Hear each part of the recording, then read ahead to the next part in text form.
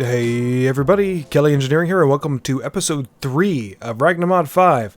In between episodes, pretty much all of last night, I did this. And if you look at the map, it's quite a lengthy platform, and I'm not sure what I'm going to do with this platform later, but I columned it off, and I think I'm going to build separate rooms over here, and maybe at the end I'll have a cathedral look. But, yeah, so I actually built up, got rid of the old platform. So this piece of bedrock is the original piece of bedrock. Made another set of sieves. Made more barrels, and made a sink. Also, like I said I was going to do, I got a bunch of gravel, sand, and clay. So a little bit more than a stack of clay in order to make that smelter this episode. I also changed the mob farm. So the mob farm is now... Okay, hopefully that's not that loud.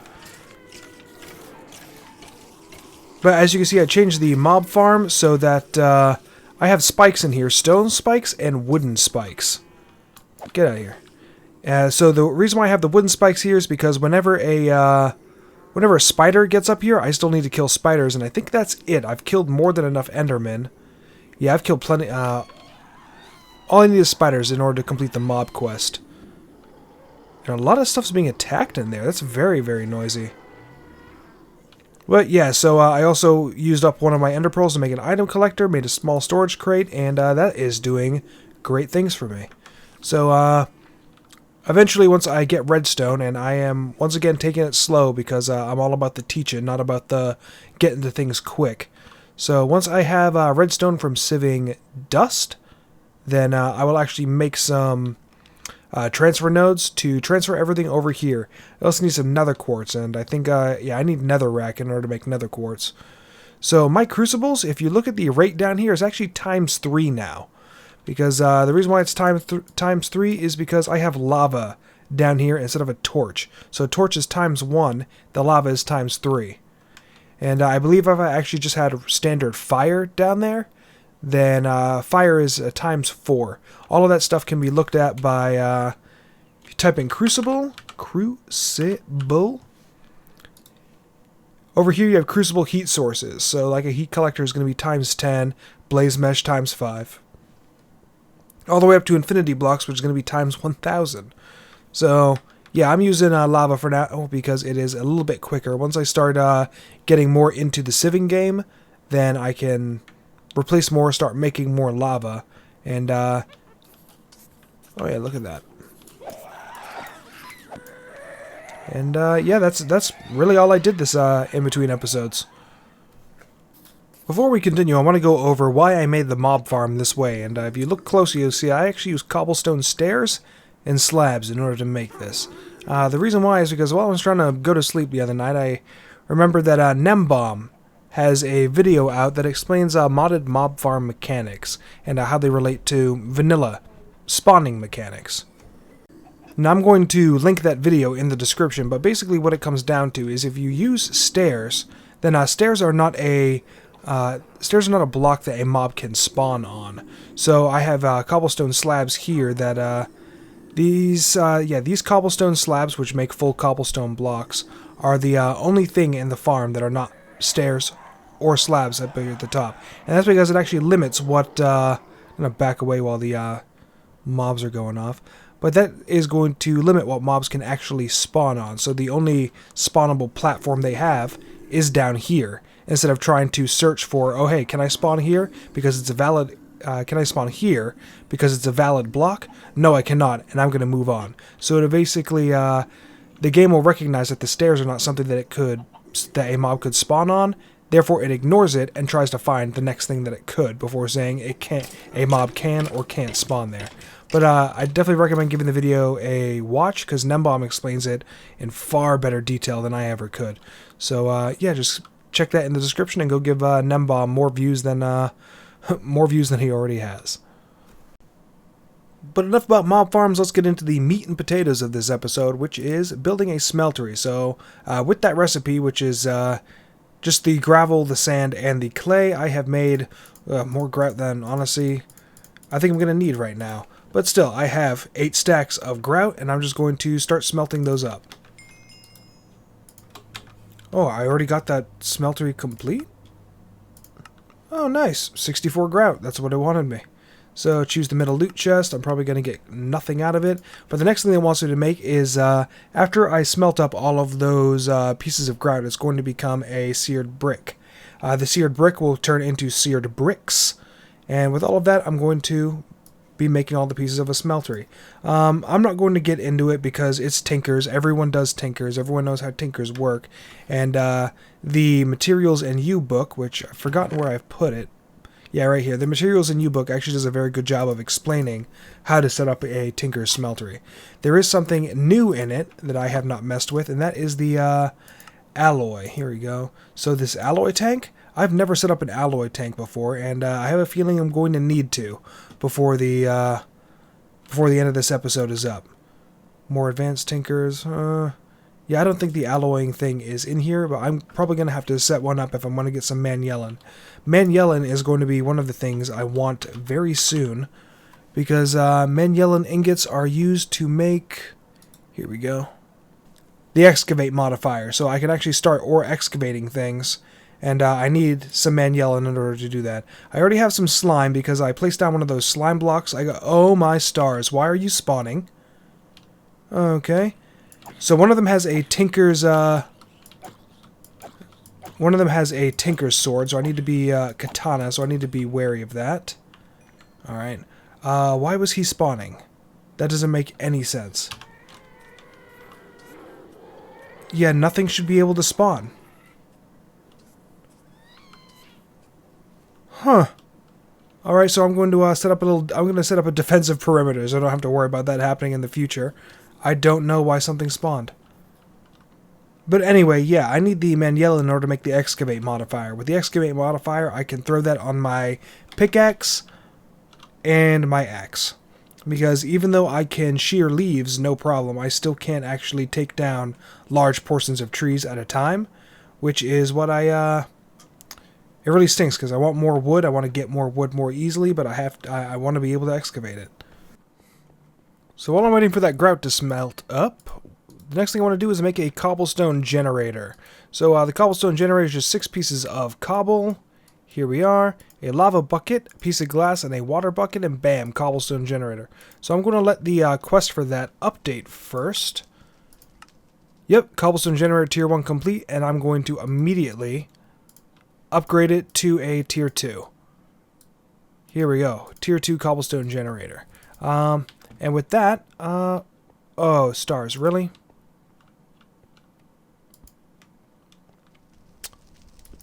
Well, thank goodness I don't have very much. Get out of here. The lava should not be able to escape. I'm gonna have to go back to the drawing board on that one. But anyway, the cobblestone generator, all I need to do is make up a new framed drawer. Actually, yeah, there's no need for that. I already have a cobblestone drawer over here. Here we go, grab that, and all I have to do is place it on top, it'll immediately start filling with cobblestone. Here we go. So yeah, you see that? About 1 every second, so that's a pretty good clip, but it gets even faster than that. And I don't know what I'm going to put here in the meantime. But regardless, I have a cobblestone generator now. That quest is still far from complete, though, since I need all tiers in order to complete it. So I'm just going to wait for the seared brick to finish. Now, before I create the smelter, I am going to create the seared furnace, which is not something that is made very often whenever people do playthroughs. So you're going to need a seared tank, and you are going to need a seared furnace controller, which is just the seared brick surrounding a standard furnace. So you put the furnace controller here, and the seared tank needs to be in one of the corners, as well as the top needs to be filled in. So when you're doing a smeltery, it doesn't have to be filled in. With the furnace, it does. So now that I have that, all you need to do is fill it up with some lava. 1 and 2. And then I can start using this as a furnace. Now this is much quicker. You see that it's doing stacks of 16. And boop, boop, boop. Awesome. You see how quickly it's going. So I am going to be able to smelt things a lot quicker. The reason why I decided to go with the seared furnace is because looking through the options I have for a furnace, I really don't have much. I have the mystical agriculture stuff, but I don't have yeah, advanced furnaces or anything like that in this pack. So I'm going to use the Tinker's Furnace for now until I can get some power up and running, which honestly won't be for a while with the way that I play these packs. And once stuff has finished in the seared furnace, you see that it's not actually going to output anywhere. It's just going to stay here until I collect it. And you'll also notice that as I'm collecting things from here, unlike if this was a standard furnace, I am not collecting any experience. So if you are using furnaces as a way to slowly trickle in some experience, using the seared furnace will not net you that. So I'm going to throw this in here, let everything else complete. Also, every single one of these little ticks where it's going down, it's using about 50 millibuckets worth of fuel in order to do that. So you're going to have to keep this thing stacked with plenty of lava as well. Alright, pop in my tool station, make a tool forge, and that should be the last thing that I need to make for that quest. So, middle loot chest, claim. Oh my word. This is, I really want to go look at the look at the loot boxes and see whether or not there's something wrong with them. They're not configured right. I don't know. Because, yeah, considering how many loot chests I've opened so far, and this is all I have to show for it, this is not impressive. Other than, like, the anti-foods, yeah, that's alright, I suppose. Have to use them for the cosmic meatballs later on, but, yeah, that's about it. Son of a gun. But now that that quest is complete, here is my smeltery over here. I already went through my iron and gold. I have 2 casting basins over here and 2 casting tables right here. I've already made the ingot cast. And now, the next thing we're going to be doing is going to be the bulk of this episode, which is this bait for mobs. So I'm going to do a little bit of reading on this and then make a massive grass platform to in order to start spawning all of these mobs.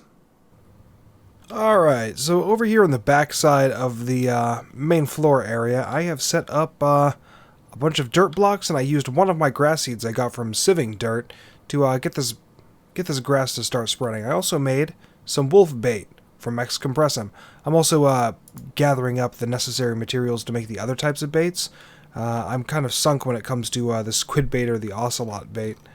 And yeah, polar bear. The stuff that requires fish, I can't do right now, but I'm going to try the wolf first. So I'm just going to set down this bait. The bait will work in this environment. Move out of range so you don't scare the animals away. Alright. The tooltip says I need to be in an area 6 by 6 blocks. Yeah, no player in an area of 6 by 6 blocks around the bait. So I guess we're just going to play the waiting game. Now the reason why I decided to start with wolves first is because I want to tame those wolves immediately. It's what I grabbed these bones for. And once I tame those wolves, I'm going to have them following me whenever I'm around the mob farm.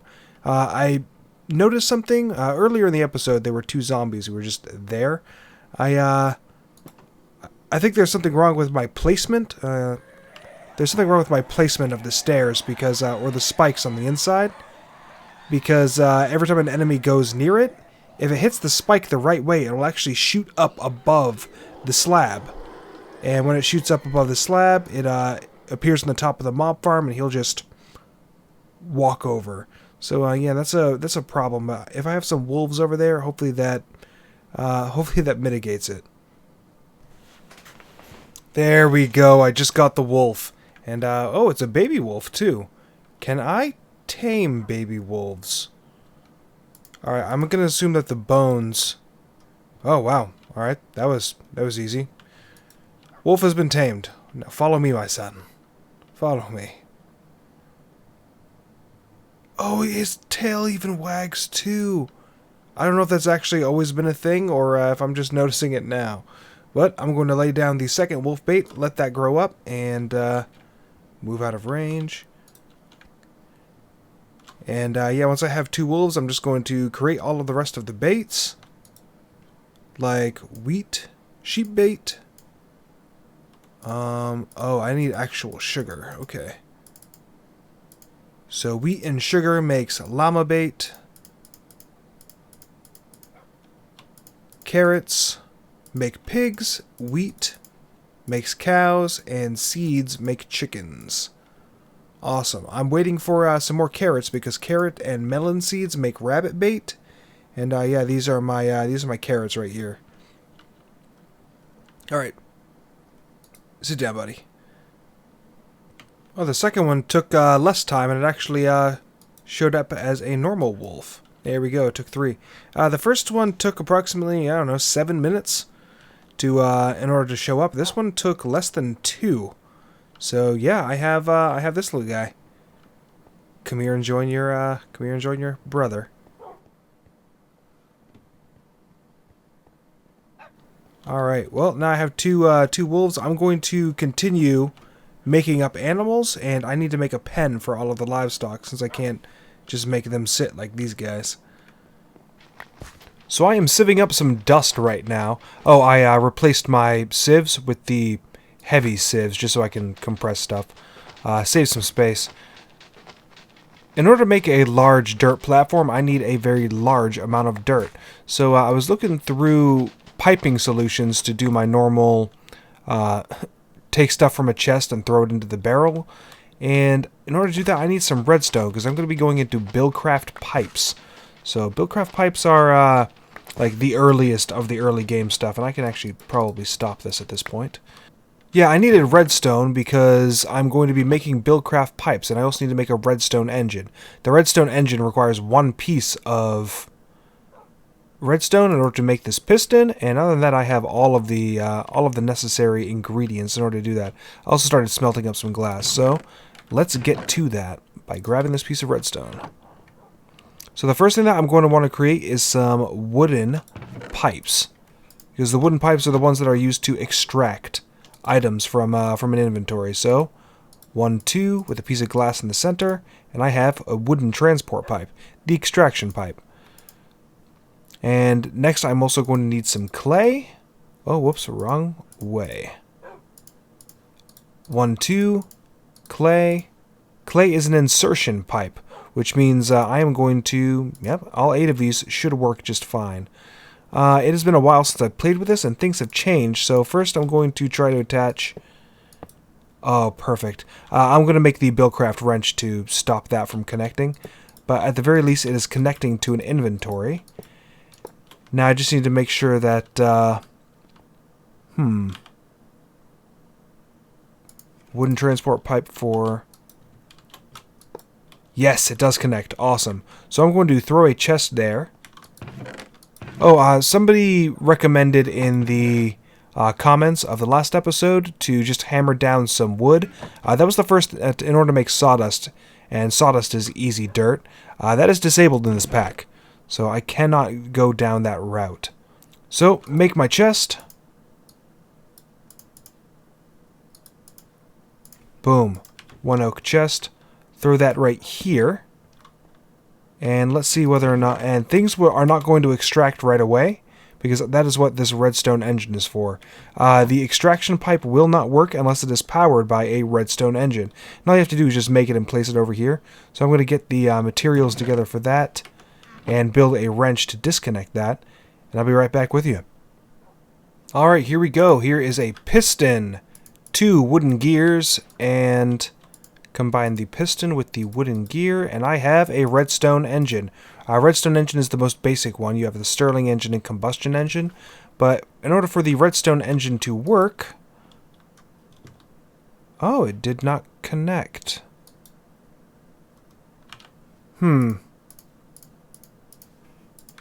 order for the redstone engine to work, all you should have to do is apply a... There we go. There it goes. So... Alright, so something is very obviously wrong. So I'm going to turn off the redstone engine. Collect these oak leaves. Oh, that's why, because I'm an idiot. So, the clay transport pipes are extraction pipes, which means they shouldn't be on this side. I need to make cobblestone pipes. Alright, so yeah, that was a mess up on my part. All I need to do is make some cobblestone pipes. Easy enough. So cobblestone pipes are made the same exact way, piece of glass, and then on the other side, here we go. No, actually no, it's an insertion pipe, not an extraction pipe. This is the extraction pipe. Oh, Oh, I guess it was working as intended because there is some composting dirt in here. So I needed to make that wrench that I said I was going to. So 3 iron ingots, and I have my wrench. So I'm going to place those clay transport pipes again because I second-guessed myself. Don't ever second-guess yourself. There we go. Everything is set back up. I have the redstone torch, and now things are moving through. It just placed a...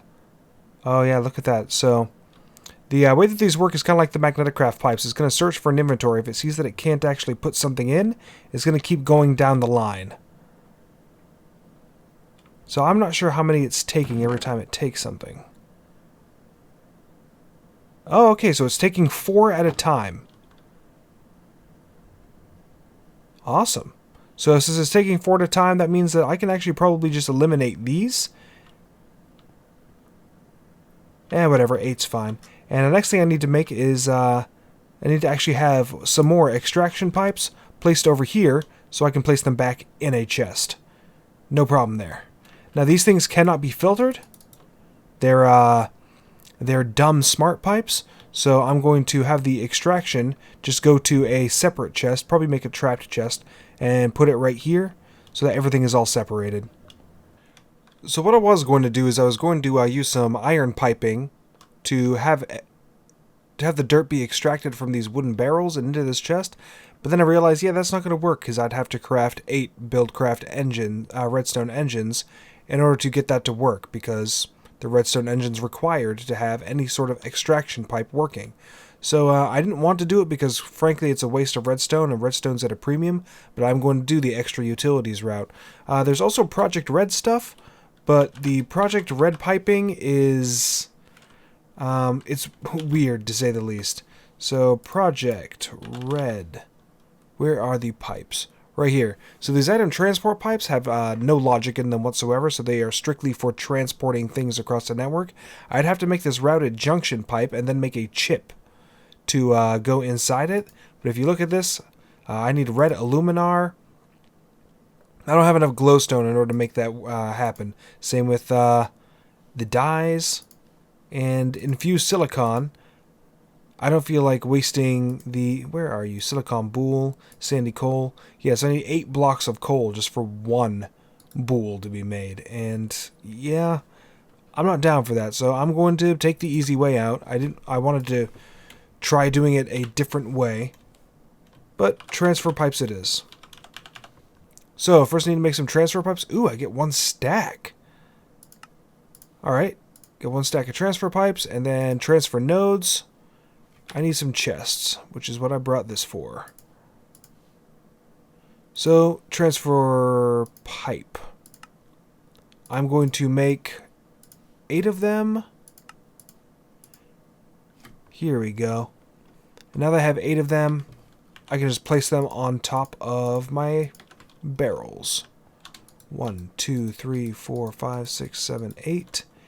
1, 2, 3, 4, 5, 6, 7, 8. Cool. Place my redstone torch back down. Like I said before, these are smart dumb pipes. So whenever it's not ever going to go back down the line. If it can't find an inventory, it is just going to throw it on the ground over here. And I had a bunch of leaves on the ground, so boom. Now I have my leaves going, and I'm going to have my dirt over here. And this is complete for now. I'm going to continue shearing up some leaves with my... Where did I put my diamond shears? Diamond shears. So I got about 1.25 stacks worth of dirt out of all of those leaves. And I am going to be making more. I just have to... Oh, hang on. Yeah, okay, that works. So I'm just out here expanding the platform, and I'm going to fence it in after it's done. And yeah, after it's fenced in, I'm just going to place down all of the individual... Here we go. All of the individual baits. And just have a little mini farm going until I have a more stable way of creating dirt. Here we are. Boom. Alright, while I'm waiting for that sheep to spawn, I am, well, I already placed down a piece of sheep bait. I am going to make the donkey baits and the horse baits. Here we go. And I'm also going to, I'm going to make a fishing rod, and I'm just going to hang out here until I have enough fish to create the last ones that I need for, yeah, ocelot, squid. Oh, parrot. I need some dye as well. I have a cactus. I'm going to lay down a couple more cactuses. And, shoot, snowball. Snowball is going to be the... I'm not going to be able to complete this episode. Oh, well. I'm going to get enough fish in order to create the 3 baits I don't have. Oh, the sheep spawned. Good for him. And, yeah, after that I'm going to close out the episode. Alright, so this thing right here is called an ender mini, and I should have foreseen this. I brought it up in the last episode. But these are grass blocks, and grass blocks are the only thing that ender minis can spawn on. Thankfully, just the ender mini spawned, because these things attack creepers on sight.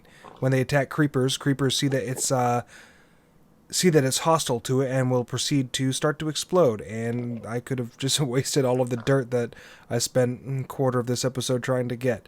So, yeah, I'm going to light this area up so that the ender mini can't spawn, so the other mobs can't spawn. And, oh, I do have a pig. So, bully for me. Carrots. I'm going to continue trying to get all of these mobs to spawn. And, actually, yeah, I think I'm going to call it an episode here. So in between episodes, what I'm going to do is I'm going to use the rest of these baits. I have made the squid and the ocelot. I have no need for the squid. And, oh, come on, pig. But yeah, in between episodes, I am going to expand out the platform a little more to actually make a decent pen for each individual animal. And, yeah, actually, yeah, that's pretty much it. That's all I'm going to be doing. And figuring out what I need to do for the next episode. In the next episode, I wanted to get into this more advanced tinker, but in order to make a smart output, I need ice. And I am not in a biome that can make ice. So, that's going to have to be on the back burner for a little bit, but I am Kelly Engineering, and I hope that you enjoyed the episode, and I will see you in the next one. Bye-bye.